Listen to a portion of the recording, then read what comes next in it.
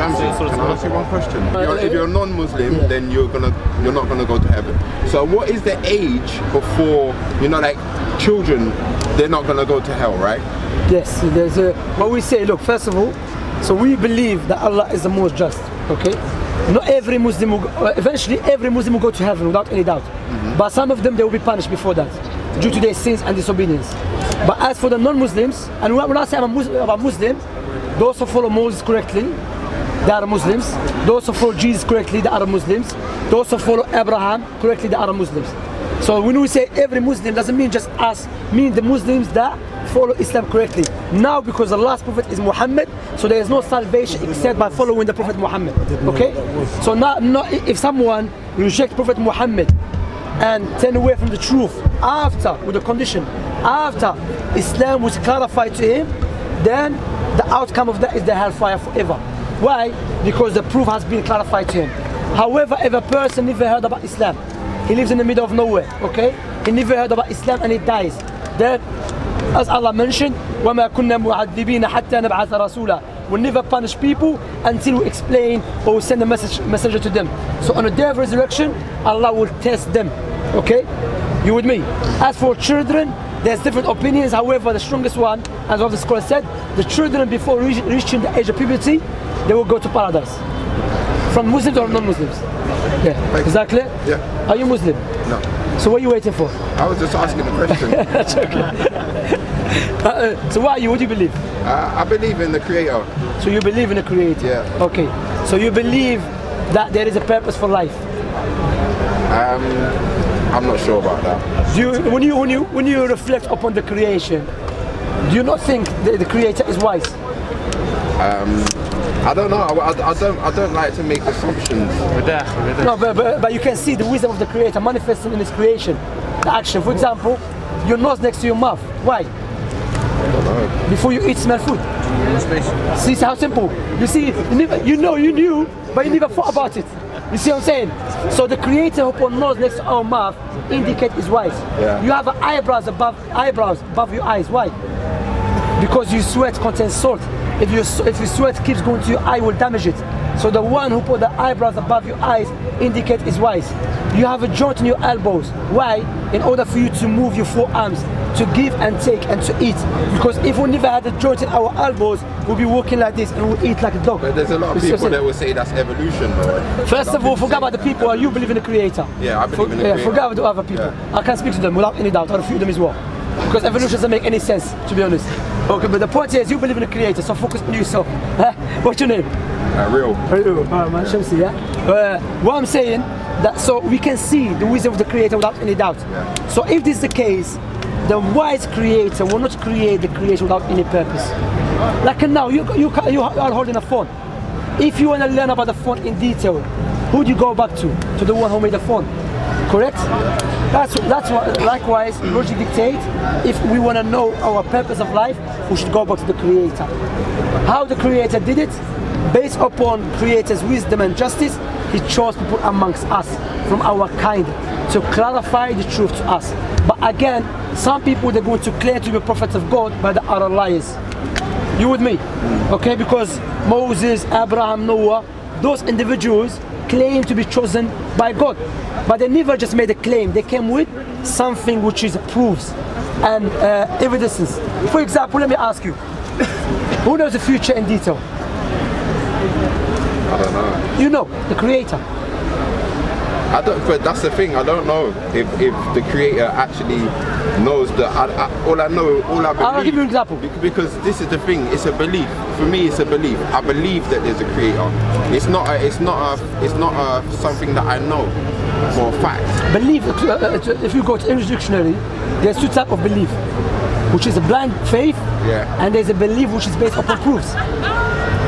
You with me? Yeah. When I said the Creator knows, it's a logical argument. Why? If I don't know how to make an iPhone, can I make it? If you don't know how to make an iPhone, can you make it? Yeah. What do I need? You need to learn how to make it. I need the knowledge. Yeah. Okay? Like this iPhone, no one knows about this iPhone in detail, in bit by bit, except the one who made it. Yeah. It's a logical argument. So if we establish there's a Creator, and this creation came from him, meaning was created by him, logic dictates he should know about it in details, because before creating this creation must possess knowledge. You with me? Yeah. It's a logical argument without any doubt. Now, as I've mentioned, now we can establish a clear argument or clear proof there is a creator. We can see, for example, you. Who made you? Who gave you life? Let us analyze that. Your father and your mother gave you life, correct? Yeah. If your father and your mother gave you life and they had the power to give you life, how come when you die, they cry for you? Don't give you life again. Because I'm dead. No, because they never had the power to give you. It's a good point. You know what? You know, I'll give you an example of that. Imagine I'm in a room and there is a switch and there is a lamp. If I go and turn on the switch, what comes on? The light. Yeah. But I never made the light. I'm just a means. Your father and your mother are a means. But the one who gave you life is someone outside. Understand? Yeah. That's one of the best arguments Allah used in the Quran. هل أتى على الإنسان حين من الدهر لم يكن شيئا مذكورا. Have the human being not ever thought that you were nothing before? Not nothing means you're not even a word of mentioning. But now you are human, possessing knowledge, ability. Who gave you that? The Creator. That's what Allah said. One of the arguments in the Quran, powerful arguments, Allah said, أم خلقوا من غير شيء أم هم الخالقون أم خلقوا السماوات والأرض بل لا يوقنون. Would they create by nothing? Let's analyze that, okay? Would they create by nothing? Allah's asking, yeah? No, nothing is not even a thing, let alone to create something. Or did they create themselves? We never create ourselves, because that's contradiction. If I already exist, there's no point to create myself. And if I don't exist, I need something to create me. So what is left? We must have a creator. That's what Allah said in the Quran. إِنَّ فِي خَلْقِ السَّمَاوَاتِ وَالْأَرْضِ وَاخْتِلَافِ اللَّيْلِ وَالنَّهَارِ لَآيَاتٍ لِأُولِي الْأَلْبَابِ. Within the creation of the heavens and the earth and the alteration of day and night, it is a science for people of understanding. When you analyze and reflect, without any doubt, this creation must have a creator. That's why, based upon his wisdom, mercy, sent Prophet Muhammad and Jesus and Moses and Abraham. And let me go back to the main point and ask you who knows the future in detail. But if there's a creator, then who created the creator? That's a good question. If there is a creator, who created the creator? Okay? And now, my brother, I have a brother. His name Anwar. You know my brother Anwar? Me and him always give da'wah together, by the way. Yeah. Brother Anwar, he gave a birth to a child. Yeah? Yeah. Is that a logical question? Congratulations. So it doesn't make any sense, innit? Congratulations. That doesn't make any sense, you understand? Because if the creator was created by another creator, that's contradiction, it's a paradox. But for the sake of argument, let us analyze it. The fact that it's creation now, okay? If this creator, in order for him to come into existence, he has to rely on another creator, and the other creator rely on the other creator, that doesn't make any sense. The fact that we have creation, therefore he has to stop on at something. What is that thing? The creator, one of his names is self-sufficient, which everything relies on him and he does not rely on nothing. You with me? That's how it is. That's what Allah subhanahu wa ta'ala, one of his names is As-Samad, self-sufficient. You know what I'm saying? So what I'm saying, look, Prophet Muhammad, you said something good. That it's true, no one knows the future in detail except the creator. It's a logical argument. But how come we have someone who lived in the middle of the desert 1,400 years ago, prophesying about things that is taking place right now? For example, Prophet Muhammad said, there will come a time when a person will say a lie, yeah, will reach by the evening, will reach the east and the west. Hold a minute, let's think about this, yeah?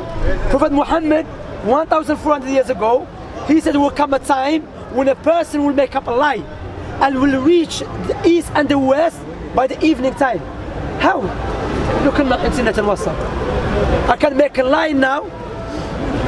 You go to China, or anywhere, the people heard about it already.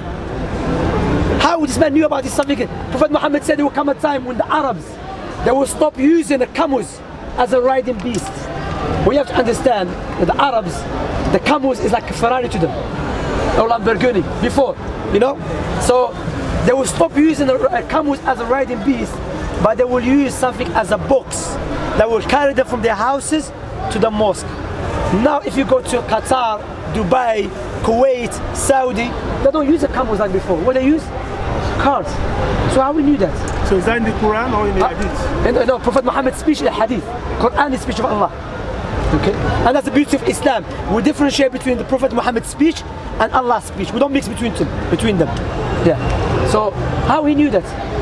Well, that doesn't mean that was a car. So, why? I'll tell you how.